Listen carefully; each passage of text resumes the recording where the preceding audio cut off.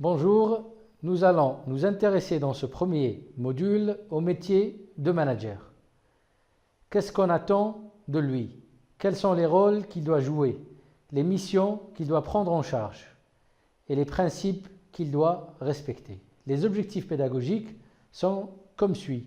Connaître les 10 rôles du manager, identifier les missions de base du manager, connaître les attentes des Algériens vis-à-vis de leur manager et construire la crédibilité du manager et enfin connaître et appliquer les principes de base du management. Voici donc les points que nous allons traiter. Les 10 rôles du manager selon Mintzberg, les missions de base du manager, les qualités d'un manager algérien, la crédibilité du manager et enfin les principes de base du management. Commençons par les 10 rôles du manager selon Mintzberg. Henri Mintzberg affirme que le manager est investi d'une autorité formelle de par sa fonction dans l'entreprise. L'autorité formelle donne la possibilité au manager de jouer sur plusieurs registres. Il va avant tout jouer un ensemble de rôles relationnels, lesquels vont donner lieu à un ensemble de rôles d'information, lesquels vont alimenter les rôles décisionnels. On voit à travers cet enchaînement les liens qui existent entre l'autorité et la prise de décision, en passant par la construction de relations utiles et le traitement de l'information. Quels sont les rôles que nous propose Mintzberg? Chaque ensemble comprend un certain nombre de rôles qui sont regroupés autour d'une même finalité. Pour les rôles relationnels, nous aurons en premier lieu le représentant ou le symbole, car de par sa fonction de manager, il symbolise l'entreprise auprès de ses collaborateurs. Il joue ce rôle, par exemple, lorsqu'il assiste au mariage de l'un de ses collaborateurs ou qu'il représente son entreprise lors d'une remise de prix pour un concours de jeunes entrepreneurs. Nous avons ensuite le rôle de leader, car on attend du manager qu'il donne une vision, une direction à son équipe ou son entité. Il doit faire en sorte de préserver la motivation de ses collaborateurs et faire le lien entre les aspirations personnelles et les objectifs que leur propose l'organisation. Et enfin, nous avons le rôle d'agent de liaison. Il signifie que le manager va tisser des liens avec ses pairs en dehors des circuits formels des organigrammes. Il va nouer des relations avec les autres managers pour partager avec eux sa vision et recueillir les informations utiles à son activité. Ce que nous avons appelé l'ensemble relationnel va donner lieu, comme nous l'avons vu, à un deuxième ensemble lié au rôle d'information. Il s'agit d'abord de l'observateur qui va profiter de sa position privilégiée et son réseau informel pour recueillir les informations utiles à son activité. C'est dans ce sens que le manager est un centre névralgique pour l'organisation. Il la reçoit, il la traite, il la transmet à ses collaborateurs. Le deuxième rôle d'information est celui de diffuseur. Si le manager reçoit de l'information, c'est surtout pour la répercuter sur son équipe, afin qu'elle puisse leur être utile dans leur activité. Le troisième rôle d'information est celui de porte-parole, c'est-à-dire vis-à-vis de l'extérieur, de la direction générale s'il s'agit d'un chef de service ou de partenaires externes s'il s'agit du premier responsable de l'entreprise. L'information facilite la prise de décision. Celle-ci se décline en 4 rôles. Commençons par le manager entrepreneur qui, grâce à la qualité des informations qu'il reçoit, va inclure des changements bénéfiques pour l'entreprise. Il va, par anticipation, provoquer des changements qui conviennent à son organisation. De par les initiatives qu'il va prendre et les projets qu'il va proposer, son deuxième rôle de décision est celui de gestionnaire de crise, qui consiste à réguler l'impact des changements imposés à l'entreprise par son environnement. Le manager tente, dans ce cas, de minimiser l'impact négatif qu'il peut y avoir sur les projets de son organisation. Vient ensuite le rôle de gestionnaire de ressources Puisque les ressources sont limitées, elles exigent une allocation prudente.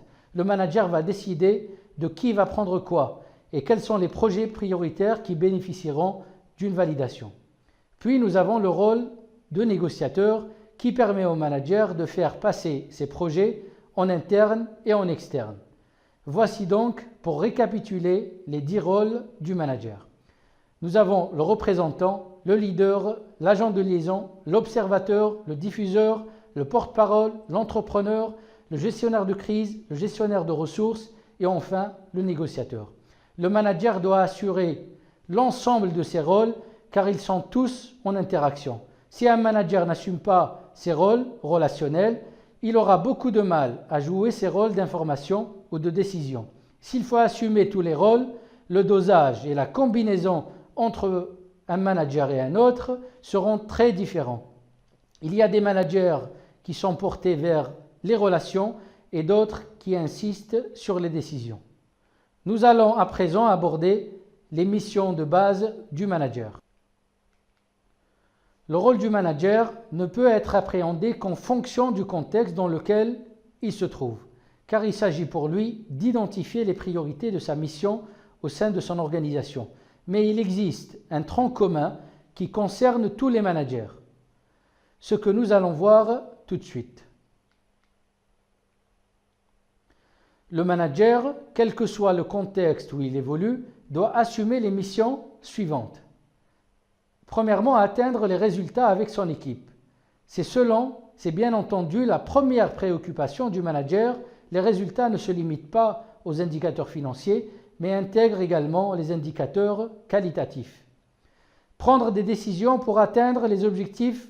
Les décisions que prendra le manager doivent rapprocher l'équipe du sens de l'objectif et non l'inverse. Il ne suffit pas de mettre en place des indicateurs, mais il doit aussi tracer la voie pour l'atteinte des résultats attendus. Faire réaliser le travail par son équipe, mettre ses collaborateurs au travail en les aidant à se concentrer sur les tâches qu'ils doivent accomplir, préserver la cohérence de son équipe. Toute action entreprise par le manager doit aller dans le sens de la préservation de la cohésion de son équipe et motiver chacun dans ses missions et ses défis, notamment dans les situations qui posent problème. Relayer sa hiérarchie, c'est-à-dire être un représentant de la direction auprès de ses collaborateurs, et enfin relayer son équipe en face de sa hiérarchie, ce qui veut dire porter la voix de ses collaborateurs et la transmettre à sa hiérarchie. Qu'en est-il des qualités attendues d'un manager? Nous allons voir dans ce qui suit les qualités du manager algérien selon les attentes exprimées par des employés algériens. Il s'agit d'une partie des résultats de l'étude Culture et gestion en Algérie, qui avait pour objectif de découvrir les besoins culturels en matière de management des entreprises. C'est une étude qui a touché 1054 employés et qui a fait intervenir 40 enquêteurs sous l'encadrement du cabinet canadien Léger et Léger. Les enquêteurs se sont intéressés entre autres aux besoins des collaborateurs vis-à-vis de leur manager. Il en sort ce qui suit. Le manager transmet ses connaissances et contribue à former ses employés afin qu'ils puissent atteindre un bon niveau de rendement.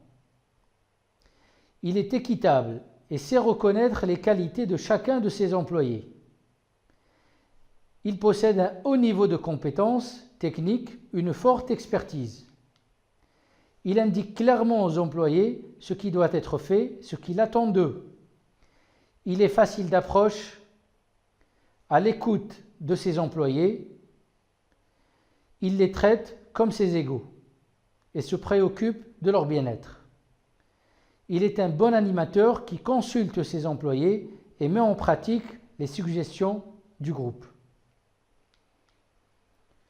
À travers ces chiffres, nous constatons que les niveaux d'exigence vis-à-vis des managers en Algérie sont extrêmement élevés, ce qui devrait pousser les entreprises à accorder une attention particulière à leur recrutement, leur promotion et surtout à leur formation.